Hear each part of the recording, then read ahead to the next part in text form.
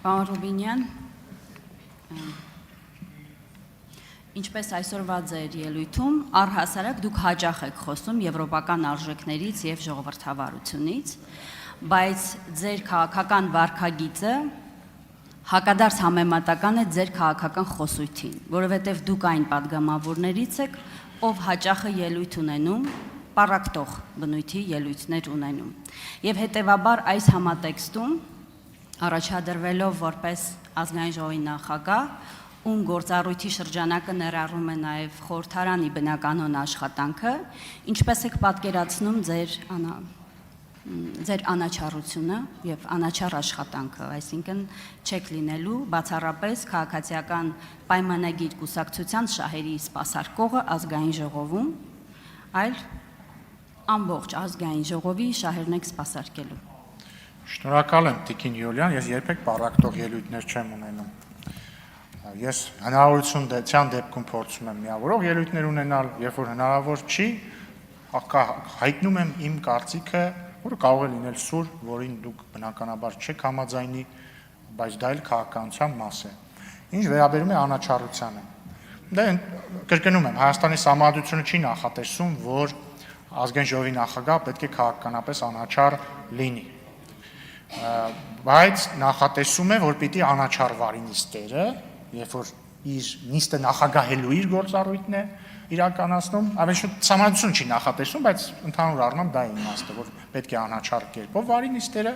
եւ նաեւ ադմինիստրատիվ իմաստով։ Գաղտնիք չէ, որ ազգային ժողովի նախագահը ադմինիստրատիվ իմաստով ազգային ժողովի որպես ինստիտուտի ղեկավարն է,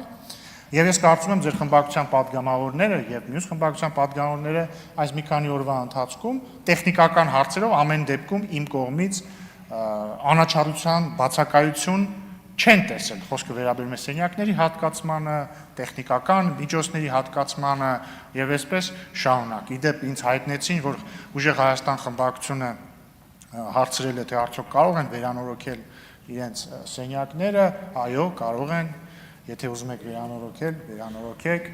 ես դեմ չեմ բացարձակապես։ Ես կարող եմ խոստանալ, որ երբ որ ես լինեմ այնտեղ, եթե ես լինեմ այնտեղ, ես կլինեմ անաչառ, ես կարող եմ խոստանալ, որ